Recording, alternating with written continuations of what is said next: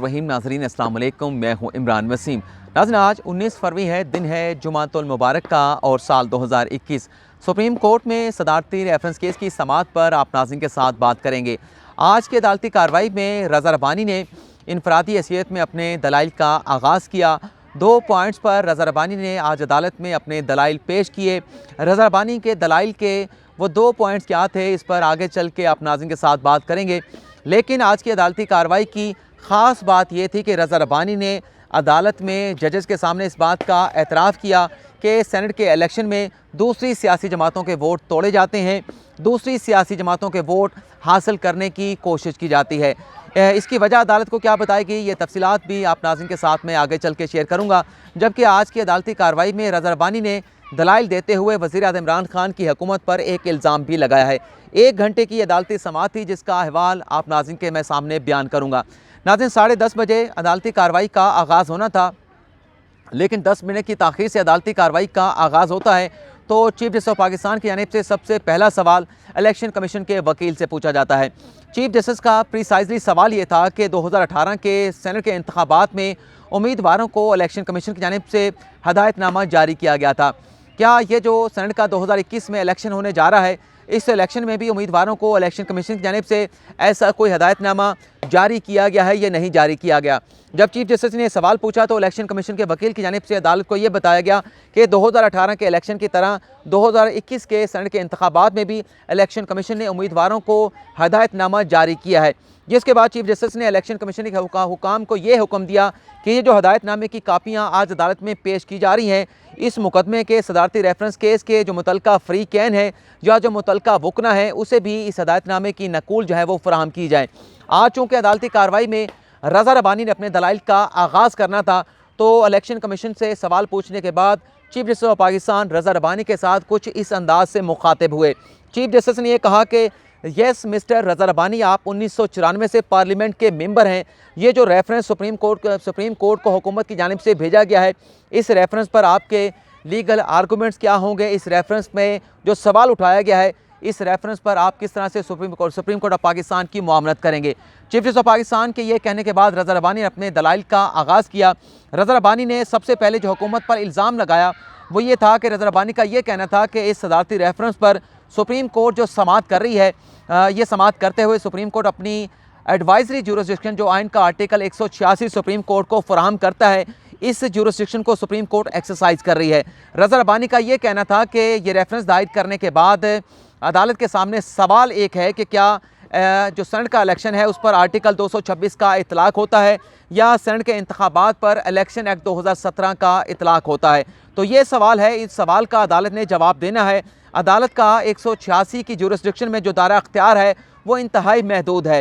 रज़ा रब्बानी ने इल्ज़ाम ये लगाया कि रेफरेंस तो 186 में इस पर समाअत की जा रही है, लेकिन हुकूमत की जानिब से तासुर ये दिया जा रहा है अवाम में कि जैसे इस मुकदमे की समाअत सुप्रीम कोर्ट जो है वो आर्टिकल 184(3) के तहत कर रही है। और रज़ा रब्बानी का ये कहने का मकसद ये था कि क्योंकि 184(3) के तहत ही सुप्रीम कोर्ट जो बुनियादी हकूक़ के मुकदमात होते हैं, जो अवामी मफाद आमा के मुकदमात होते हैं, उसका सोमोटो लेती है, डायरेक्ट दरख्वास्तें सुप्रीम कोर्ट में दायर की जाती हैं। तो रज़ा रब्बानी एक तो हुकूमत का कंधा इस्तेमाल कर रहे थे, हुकूमत को इल्ज़ाम भी दे रहे थे और साथ में अदालत को सुना रहे थे कि आपका इस मुकदमे में जो दायरा अख्तियार है वो 184(3) का नहीं है बल्कि 186 का है और इसमें आप ज़्यादा वसी अपने अख्तियारात को इस्तेमाल नहीं कर सकते, इस केस के या रेफरेंस की समाअत को ज़्यादा वाइडन नहीं कर सकते। इसके बाद रज़ा रब्बानी ने कहा कि मैं 2 पॉइंट्स के ऊपर अदालत में दलाइल दूंगा। एक नुकता रज़ा रब्बानी के दलाइल का ये था कि ये जो सेनेट की असम्बली है, इसे बनाने का मकसद कानून साजों का क्या था, इसे बनाने का मकसद बनाने की सोच कानून साजों की क्या थी।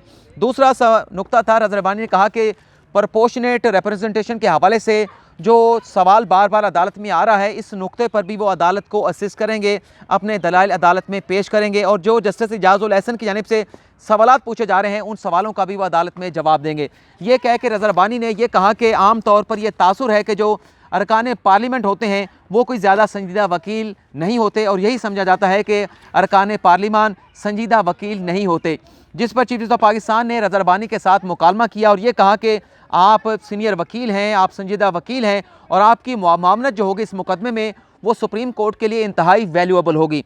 इसके बाद रज़ा रब्बानी ने सेनेट की तश्कील पर अपने दलाइल का आगाज़ किया। रज़ा रब्बानी का ये कहना था कि कौमी असम्बली में जो नुमाइंदगी होती है सूबों की, वो आबादी की बुनियाद पर की जाती है। कौमी असम्बली में सबसे ज़्यादा नशिस्तें पंजाब की हैं, क्योंकि पाकिस्तान में सबसे ज़्यादा आबादी पंजाब की है, दूसरी सिंध की है, इसलिए कौमी असम्बली में दूसरी सबसे ज़्यादा नशिस्तें जो हैं वो सूबा सिंध की हैं। इसके बाद खैबर पख्तूनख्वा को आबादी की बुनियाद पर कौमी असम्बली में नशिस्तें उसकी मुख्तस की गई हैं, और सबसे कम नशिस्तें कौमी असम्बली में वो बलोचिस्तान की है।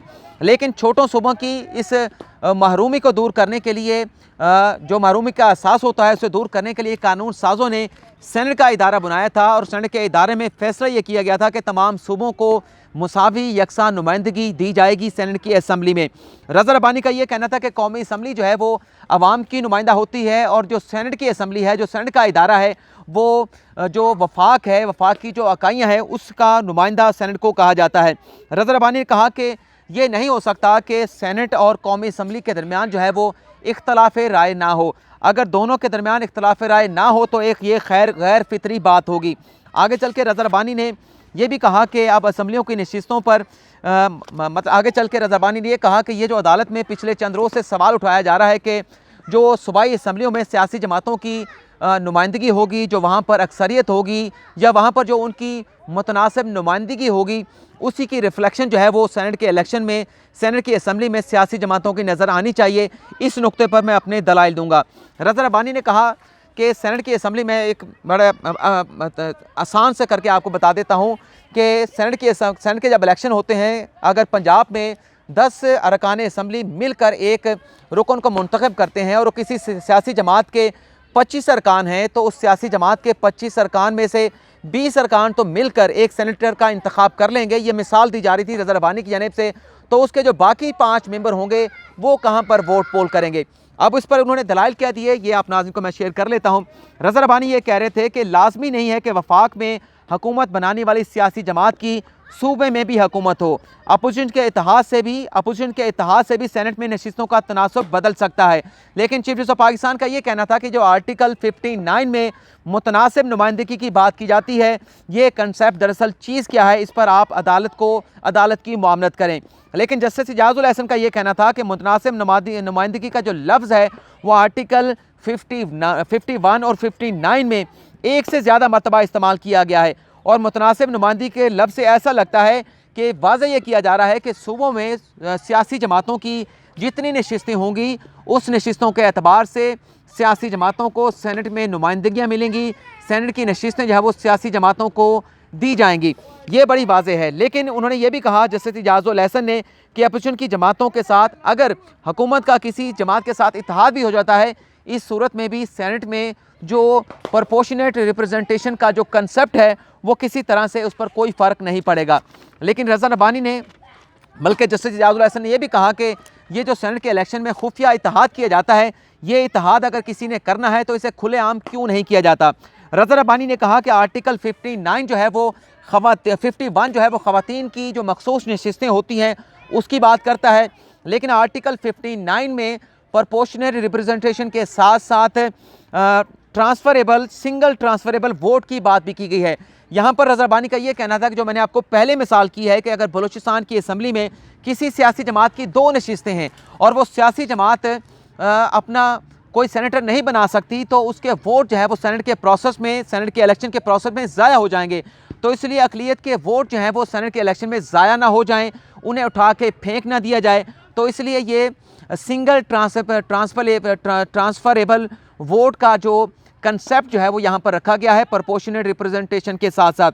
और इसका मकसद ये था रज़ा रब्बानी का कि अगर बलूचिस्तान की असम्बली में 12 अरकान मिलकर एक सेनेटर का इंतखाब करते हैं, किसी सियासी जमात के पास 15 वोट हैं या 20 वोट हैं, तो 12 वोटों से तो उन्होंने एक सेनेटर मुंतखब कर लिया, लेकिन बाकी जो उसके 12 निकल वोट जाने के बाद बाकी जो उसके 5 या 8 वोट बचेंगे वो ज़ाया नहीं हो जाते। उन 5 से 8 वोटों को इस्तेमाल में लाने के लिए फिर सेनेट के इलेक्शन में जो सियासी जमातें होती हैं वो सियासी जमातों के साथ जो है वो टेलीफोनिकली हेलो हाय करती हैं, सियासी तौर पे इत्तेहाद बनाती हैं, दूसरों के वोट ख़रीद करने की कोशिश करते हैं, मतलब दूसरों के वोट हासिल करने की कोशिश करते हैं, या दूसरे वोटर्स को तोड़ने की कोशिश करते हैं कि उस सियासी जमात के वो वोट जो कि एक सेनेटर के मुंतखब होने के बाद 5 या 6 ज़्यादा वोट हैं, तो वो 5 से 6 वोट जो है वो दीगर सियासी जमातों के या दीगर लोगों के तोड़ने के या हासिल करने की कोशिश करते हैं। तो ये कंसेप्ट है आर्टिकल 59 में प्रोपोर्शनेट रिप्रेजेंटेशन के हवाले से। लेकिन जस्टिस उमरता बंदियाल का ये कहना था कि अगर आपका ये कंसेप्ट मान लिया जाए तो फिर इसे खुफिया क्यों रखा जाता है। ये सियासी इत्तेहाद भी जो है, ये सियासी जोड़ तोड़ सेनेट के इलेक्शन में इसे भी खुलेआम होना चाहिए। आगे चल के रज़ा रब्बानी ये भी कहा कि ये जो अदालत प्रोपोर्शनेट रिप्रेजेंटेशन की तशरीह कर रही है ये एक आइडियल हालात में हो सकती है, लेकिन पाकिस्तान में सियासी हालात कभी भी आइडियल नहीं होते।